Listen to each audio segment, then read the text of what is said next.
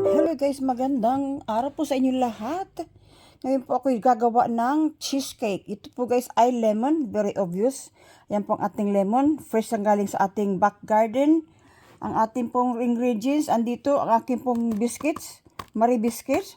At meron din po ako ditong extra na ating blackberries. Lagi po for, for decoration. At saka meron tayo guys, yogurt. Yogurt, no?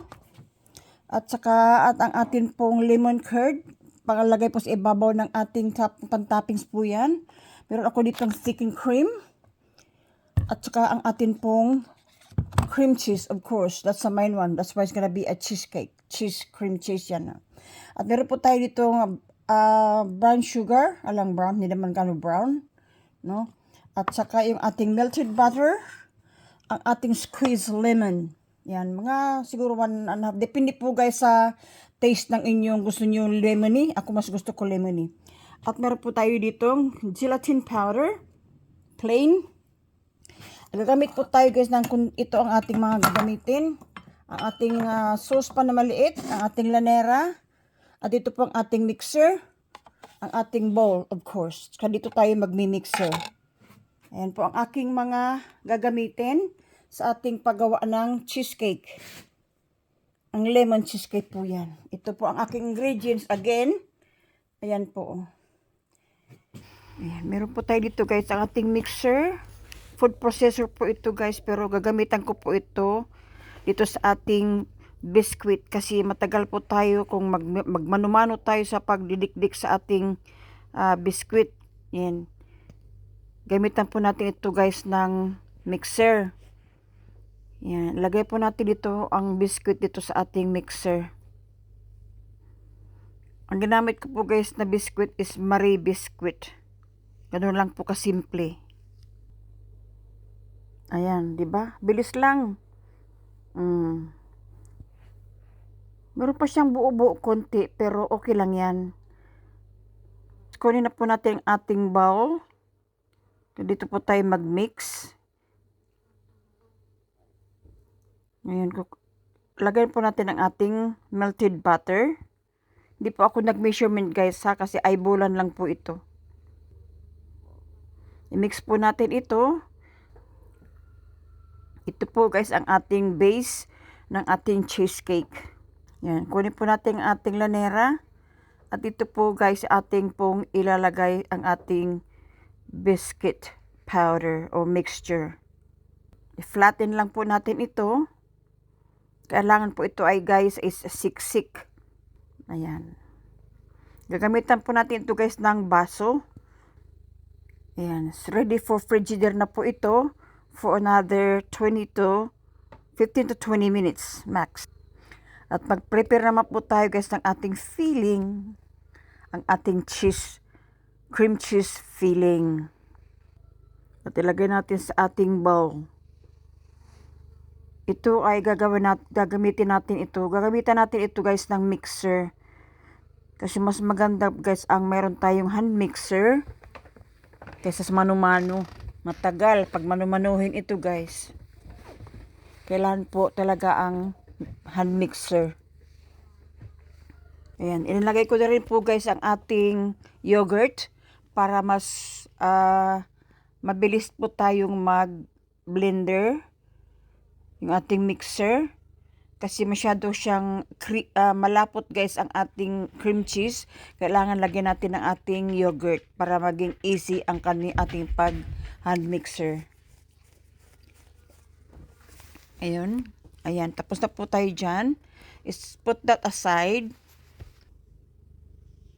At tayo naman po guys, another bowl. Ibuhos natin ang ating thickened cream. At ito guys, atin din pong i-hand mixer to the maximum level sa maging creamy din po siya katulad ng ating cream cheese mixture. Same hand mixer po ang aking ginamit.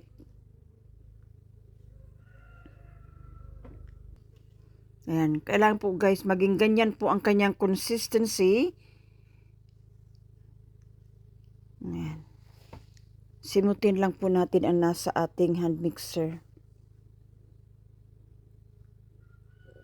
Sayang po kasi.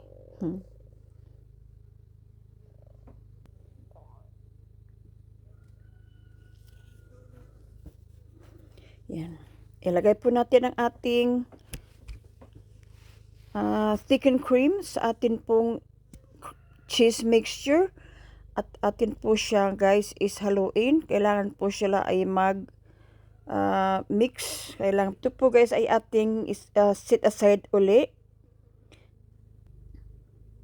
Yan. Set aside uli natin yan. Tapos gagawa naman po tayo guys ng ating lemon mixture.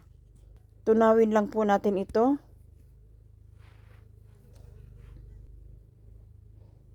Lagyan po natin to ng 2 kutsaritang gelatin. Ito po ang makakapag-set po ng ating cheesecake. Yan. Salang po natin siya guys. At ihalo-halo lang para hindi siya magbuo ang kanyang mixture kasi meron po ito guys ang ating pong gelatin. Ito po guys ay ating ilalagay sa ating mixture. Lamig-lamig lang konti. Bubuhos natin ito sa ating cream cheese mixture.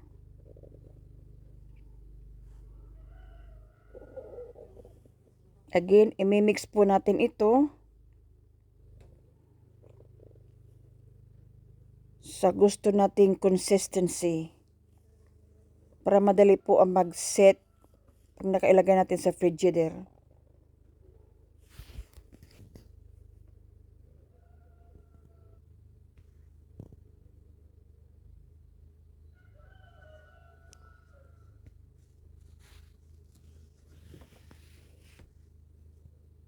To the level ng ating consistency, ito na po, ganito na po siya guys.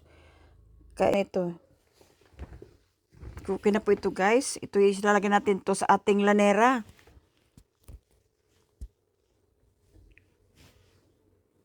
Ito na po ang ating creamy consistency mixture. Ang cream cheese. Yan. Ilalagay na po natin to sa ating lanera. Ready for set sa frigidaire. Yan, frigidaire for 20 minutes guys. At ready for ating toppings. Ito na nga po guys. After 30 minutes, ito na po guys ang ating lalagyan ng ating toppings. Ang ating pong lemon curd. Nilagay ko po sa saucepan guys ang ating lemon curd. Tapos ilagyan ko din po guys ng 2 kutsaritang gelatin para mag-set siya properly. Ayan, ito na po guys. Ilalagay po natin sa ibabaw ng ating cheesecake. Ngayon guys, ilagyan na po natin ang ating blackberries. Ayan. Ilagay natin sa ibabaw. At ito guys is balik natin sa frigidaire for another 10 minutes para mag-set ang kanyang lemon curd.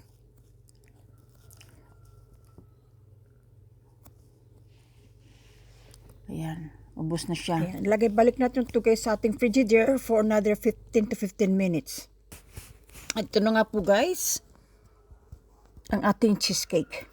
Nilagyan ko lang po siya guys ng topping sa ibabaw ng lemon. Yan. Let's moment of truth. Find out natin. Tanggalin na natin sa kanyang lanera. Looks good.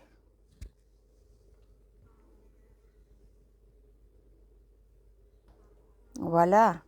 Ayan po ang ating cheesecake. Hindi naman po ito guys pambenta. For the house lang ito. Okay na yan. Ngayon, titikman natin ito. O diba?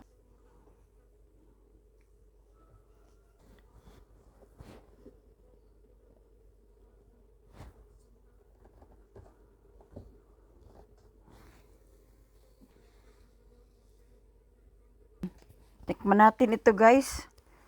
Tignan natin kung anong can't wait. Parang ang sarap ay. Nang kain tayo guys. Masarap talaga ito. Very creamy.